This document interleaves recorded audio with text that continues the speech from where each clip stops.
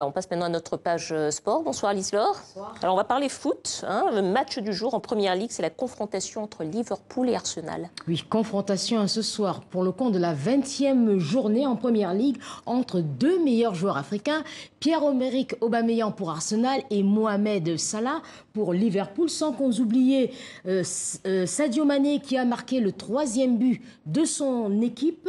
Salah a inscrit un but sur pénalty, triplé du Brésilien Firmino. Score final 5-1 pour les Reds. Liverpool donc accroît son avance en tête du classement et reste invaincu. Bon, on continue à parler foot avec la Tunisie où Roger Lemaire reprend du service. À 77 ans, l'ancien sélectionneur de l'équipe de France et le nouvel entraîneur de l'Étoile sportive du Sahel. Alors Roger Lemaire connaît bien la Tunisie pour déjà avoir entraîné cette équipe et avoir dirigé les Aigles de Carthage. Il a signé un contrat d'1 année et demie renouvelable.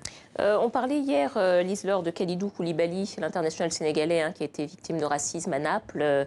Beaucoup de soutien encore aujourd'hui. Oui, beaucoup de soutien, notamment celui de l'entraîneur de l'Inter Milan, Luciano Spalletti. C'est important car c'est au stade de Milan qu'il avait reçu toutes ces insultes. Cet après-midi, suspendu, il n'a pas participé à la victoire de son équipe, Naples, face à Bologne.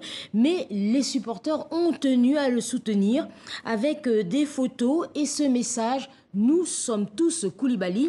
L'idée est venue un peu de son coéquipier, l'Algérien Fawzi Goulam, on en parlait également hier, qui dans un tweet avait appelé les supporters à porter un masque représentant Koulibaly. Ainsi, 10 000 masques ont été distribués avant la rencontre. Bon, on quitte le foot pour parler de lutte et direction le Niger, cette fois où se tient cette année, comme chaque année, le traditionnel championnat de lutte traditionnelle, 40e édition, et tout le monde est passionné. Tout le monde est passionné parce que c'est effectivement le sport roi. Alors pour la petite histoire, il faut savoir que c'est un sport qui avait été créé en 1975 par le général Séni Kountché, un an après le coup d'État qu'il avait porté au pouvoir.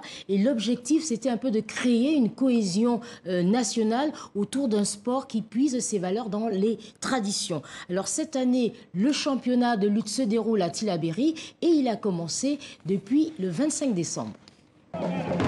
Entrée dans l'arène spectaculaire des lutteurs de la région de Zinder.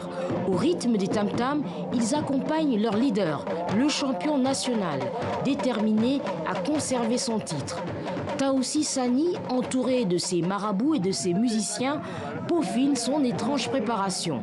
Dernière recommandation, dernier rituel, et en 12 secondes, le colosse redouté terrasse Abdou Ayouba, un jeune lutteur de Niamey. Un champion, il est unique. Il faut être au-dessus de tout le monde sur le plan technique, sur le plan force, sur le plan mystique.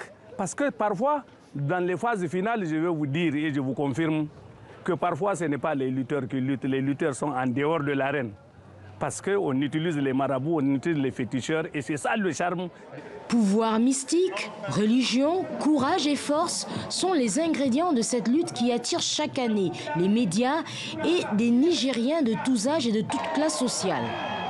80 lutteurs provenant des régions du pays s'affrontent durant 10 jours et cette année, l'intensité des combats ravit le public.